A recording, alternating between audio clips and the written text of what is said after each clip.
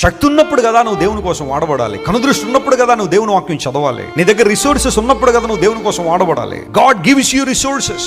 దేవుడు నీకు వనరులు ఇచ్చాడు, దేవుడు నీకు సామర్థ్యాన్ని ఇచ్చాడు, దేవుడు నీకు తలాంతులను ఇచ్చాడు, దేవుడు నీకు ఆత్మీయ వరాలు ఇచ్చాడు, కృపా వరాలతో దేవుడిని నింపాడు. ప్రతిసారి నేను బాగుంటే చాలు, నా కుటుంబం బాగుంటే చాలు, సెల్ఫిష్ మోటివ్స్ తోనే చాలా మంది బ్రతుకుతారు, కానీ కింగ్డమ్ మైండ్ సెట్ చాలా మందిలో ఉండదు.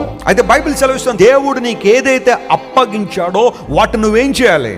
కాపాడాలి. చాలాసార్లు మన జీవితంలో కూడా అలాంటి పరిస్థితే. దేవుని బిడ్డలారా, దేవుని కొరకు వాడబడే సమయం ఇది. ఎవరినో చూసి, ఎవరినో కంపేర్ చేసుకుని, లేదా ఎవరితోనో కంపీట్ అయ్యి నువ్వు చేయగలిగిన పనులు చేయకుండా దేవుని కోసం ఆగిపోయావా? ప్రారంభించి మరలా. దేవునికి ఎన్ని మంచి తలాంతులు ఇచ్చాడు. కొంతమందికి చక్కగా రాసే తలాంతులు ఉంటాయి, దేవుని కోసం పాడే తలాంతులు ఉన్నాయి, పక్కన పెట్టేసావు. ఎందుకంటే ఎవరో ఏదో అన్నారు, నువ్వు సరిగ్గా పాడలేదనో, లేకపోతే నీ స్వరం బాగాలేదనో.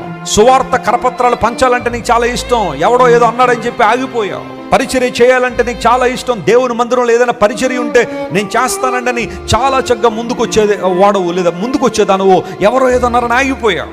దేవుడు నీకు అప్పగించిన దాన్ని కాపాడలేదు. అందును బట్టే జీవితంలో కొన్నిసార్లు నిరాశ నిస్పృహ వచ్చేసింది. Protect what ever belongs to you.